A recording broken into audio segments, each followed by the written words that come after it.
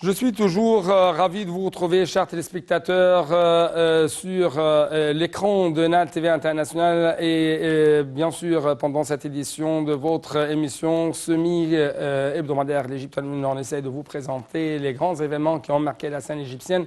durant les derniers jours. Justement, l'un des événements les plus marquants sur la scène égyptienne, c'était le Forum mondial de la jeunesse. C'est pourquoi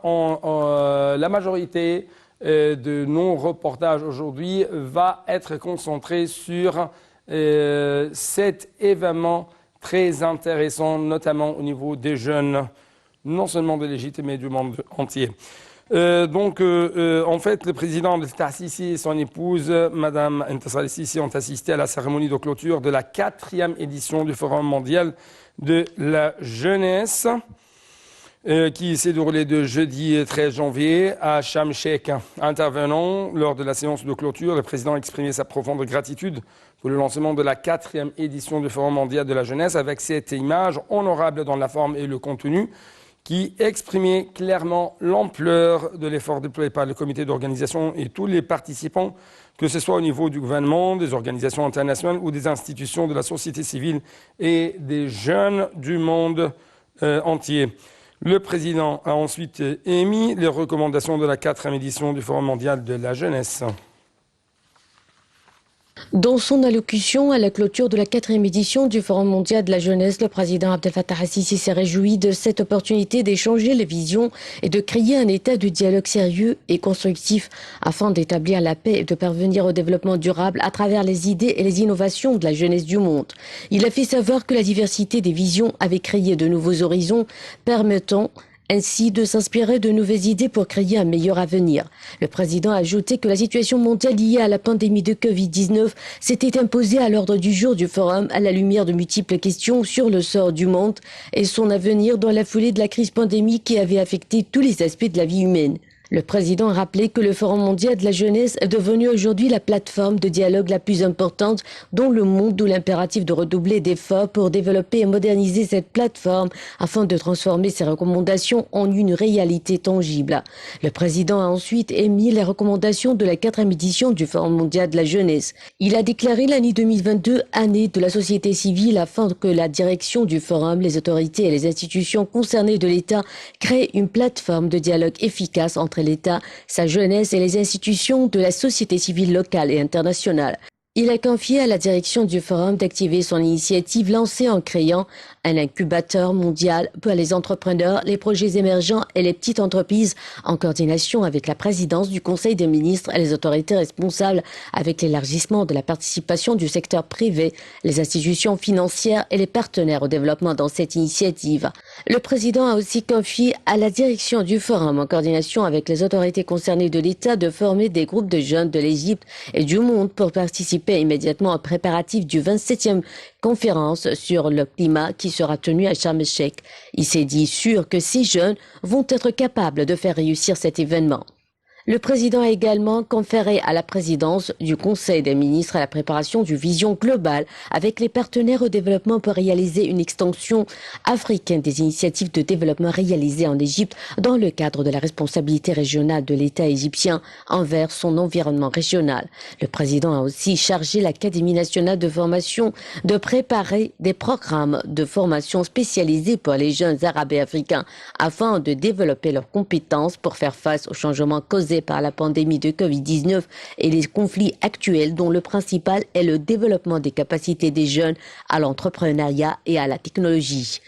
Le président a aussi attribué à la direction du forum l'activation d'une plateforme permanente pour le dialogue interactif entre les jeunes du monde et l'Égypte afin d'échanger les visions et les idées à condition que les résultats soient présentés régulièrement aux différentes institutions de l'État dans le but de constituer une vision prospective de l'État à l'égard de toutes les questions et les sujets d'intérêt. Le président a également conféré à la direction du forum et aux autorités concernées du pays le lancement d'une campagne internationale formée des jeunes d'Égypte et du monde participant au forum pour identifier les questions internationales relatives aux ressources en eau. Il a attribué à la présidence du Conseil des ministres, en coordination avec les agences et les institutions étatiques compétentes, la préparation d'une vue globale qui exprime la vision de l'État égyptien pour la reconstruction des zones du conflit au niveau régional. Le président a enfin souligné l'impératif de conjuguer les efforts au niveau international pour assurer un avenir meilleur au monde entier en fondant ses espoirs sur l'esprit innovateur et créatif d'une jeunesse promoteuse.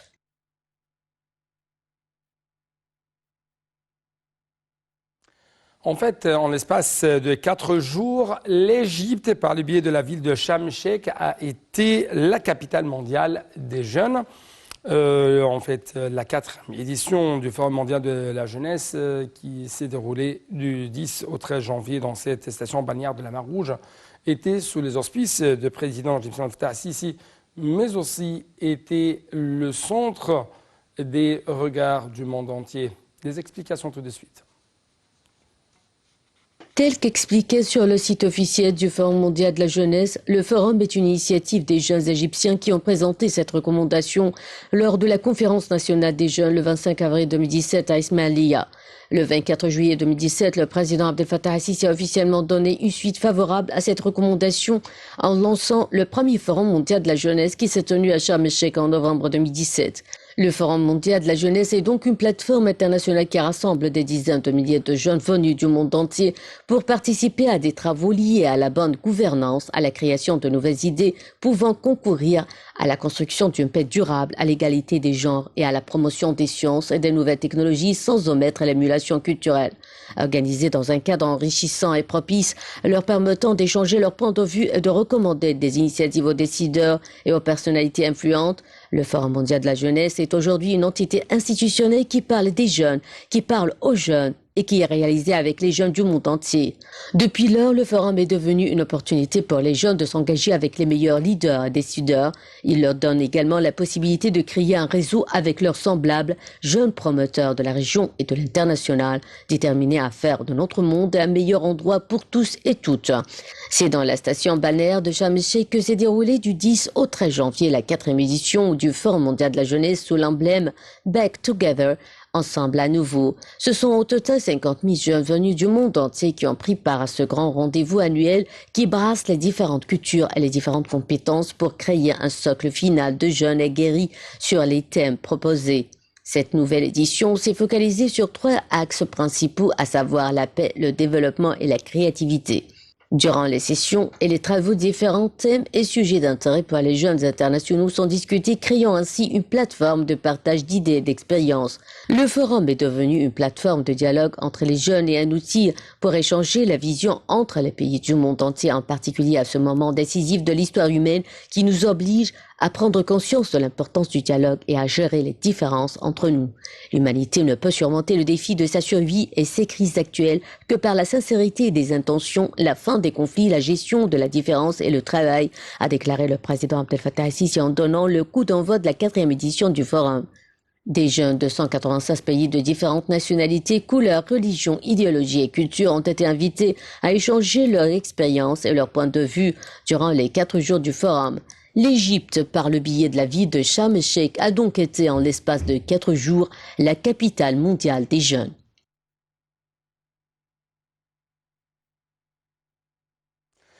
En fait, le président Abdel Fattah el-Sisi a appelé les donateurs internationaux à contribuer à la reconstruction dans la bande de Gaza qui nécessite bien plus que 500 millions de dollars.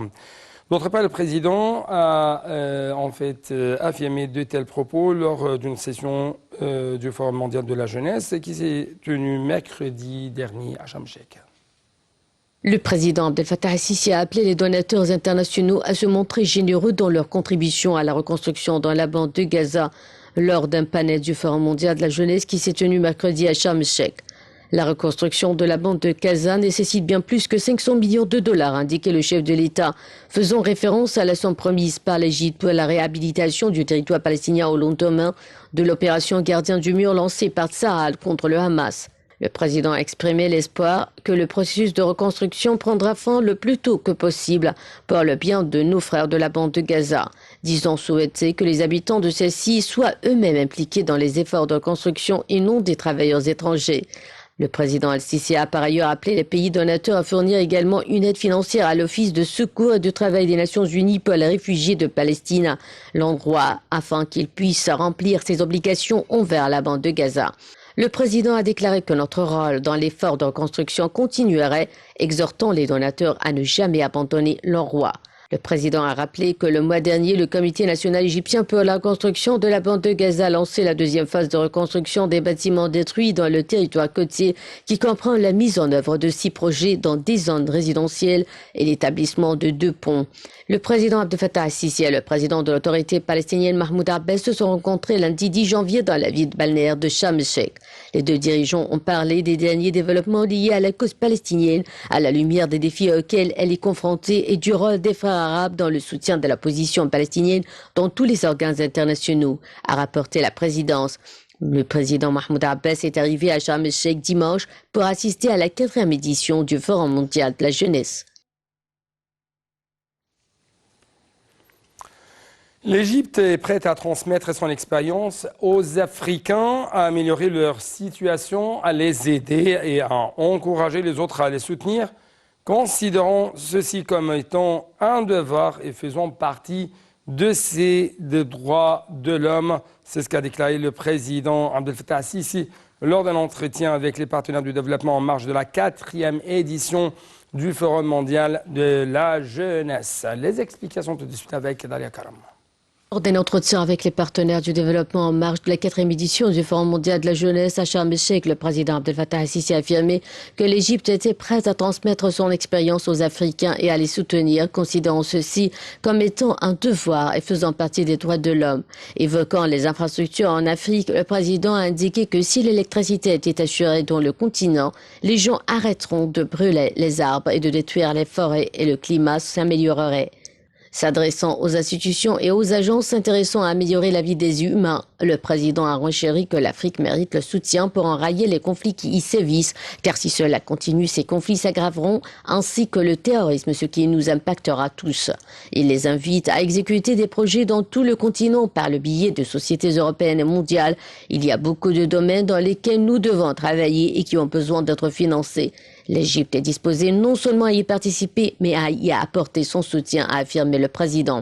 Pour les vaccins anti-Covid, le président al-Sisi a expliqué que l'Égypte possédait les infrastructures nécessaires pour la fabrication des vaccins si les États y ont réussi à le produire, lui donner l'occasion d'en concevoir et de les fournir à l'Afrique. Quant au changement climatique, le chef de l'État s'est dit convaincu que l'être humain était la seule créature capable de réparer ce qui a été détruit et que le monde ferait le nécessaire pour améliorer le climat. Par ailleurs, le président al-Sisi a affirmé que l'Égypte était prête à être un hub énergétique dans la région. Il a précisé que l'État travaillait sur ce dossier il y a 4 ans, faisant état d'une connexion électrique avec la Grèce et Chypre et d'une liaison pour leur transférer le gaz naturel et à travers eux vers l'Europe. Quant aux énergies renouvelables, le président a affirmé que les Égyptiens vivaient sur moins de 10% du territoire, le reste étant du désert, ce qui permettait à l'Égypte, qui dispose de législation et d'une volonté politique, de produire ce genre d'énergie à partir de l'énergie solaire ou éolienne et d'en fournir non seulement à l'Europe, mais à tous ses voisins tels que le Soudan, la Libye, l'Arabie saoudite, la Jordanie et Israël. Nous sommes donc capables de devenir un pays avancé avec des infrastructures énergétiques et nous possédons de l'énergie en abondance, a déclaré le président. Le président a précisé qu'il avait demandé au gouvernement ces 4 dernières années d'assurer des infrastructures énergétiques qui soient du même niveau que les pays industrialisés. Ceci exige du temps, de l'effort, des investissements et des projets et dans 3 ans, nous disposerons d'un réseau infrastructurel qui nous permettra de coopérer avec nos voisins, non avec une capacité modeste, mais très avancée, a affirmé le président. Le président a par ailleurs affirmé qu'aucune discrimination n'était exercée contre les femmes qui représentent près de la moitié de la masse salariale publique, évoquant les programmes de soutien à la femme chef de famille et à la femme dans la campagne. La femme égyptienne a joué un très grand rôle dans toutes les étapes importantes, la première dans la phase de transformation pour préserver l'identité égyptienne et la seconde dans l'exécution des réformes économiques, a déclaré le président. À propos de la lutte contre la corruption, le chef de l'État a expliqué que l'État ne tolérerait pas ce fléau et désirait se débarrasser de tout ce qui est négatif et qui entrave son progrès. Concernant l'immigration clandestine, le président al-Sisi a rappelé que 6 millions de non-égyptiens vivaient en Égypte et que l'État n'avait permis à personne de franchir ses frontières pour menacer la stabilité de l'Europe. Nous les avons retenus ici pour vivre avec nous, non dans des camps, et ce par sens moral et humain. Interrogé sur les industries entreprises conjointement avec l'Égypte, le président a expliqué que l'État était prêt à accorder les facilités nécessaires et posséder une zone économique au canal, de Suez donnant sur la Méditerranée sur une distance de 60 millions de mètres et la région de El Sorna sur une distance de 250 millions de mètres. Le président Al-Sisi a poursuivi que les grandes entreprises industrielles ont leur politique et leur étude qui déterminent leur déploiement dans le monde, affirmant que l'État est prêt à répondre à tous les engagements qu'elles exigeront pour opérer en Égypte. En fait, le Forum mondial de la jeunesse encourage toujours l'entrepreneuriat et les start-up, selon les affirmations faites par la ministre du Plan et du Développement économique de l'Égypte, Mme Hala Saïd. Le gouvernement égyptien accorde un intérêt particulier au secteur de l'entrepreneuriat et tient à favoriser le climat adéquat aux jeunes entrepreneurs. La ministre a tenu en fait ses propos lors de sa participation à une séance au cours du Forum mondial de la jeunesse consacrée à l'entrepreneuriat. Les explications toujours avec notre collègue Dalia Karam. La ministre du Plan et du Développement économique, Hala Saïd, a affirmé que le Forum mondial de la jeunesse accordait une vaste place à l'entrepreneuriat dans ses activités cette année et souligné la nécessité d'encourager l'entrepreneuriat et les start-ups pour assurer la création d'opportunités d'emploi et de voies non conventionnelles pour les capacités des jeunes du monde entier. Madame Saïd a tenu ses propos lors de l'inspection du pavillon du projet Rowad Pionnier 2030 au Forum mondial de la jeunesse tenu du 10 au 13 janvier à Sharm el-Sheikh sous les auspices et en présence du président Abdel Fattah al-Sisi. La ministre a noté que Rowad était l'un des projets les plus importants du ministère qui visait à soutenir la jeunesse égyptienne, à diffuser la culture de l'entrepreneuriat, à fournir des opportunités pour libérer les énergies des jeunes et renforcer leurs projets. La ministre du Plan et du Développement économique a affirmé que le gouvernement égyptien accordait un intérêt particulier au secteur de l'entrepreneuriat et tenait à favoriser le climat adéquat aux jeunes entrepreneurs, que ce soit en renforçant la culture du travail indépendant, en assurant le financement nécessaire à leurs projets et initiatives ou en élargissant la mise en place des incubateurs d'entreprises afin de tirer le maximum de profit de la grande richesse humaine en Égypte, donc les jeunes, qui constituent plus de 65% de la population. Madame Hala Saïd a affirmé que l'entrepreneuriat et l'encouragement de l'innovation ont un rôle important dans les économies mondiales vu qu'ils étaient l'un des principaux moteurs de croissance économique qui contribuaient à créer des emplois et diversifier les sources de revenus.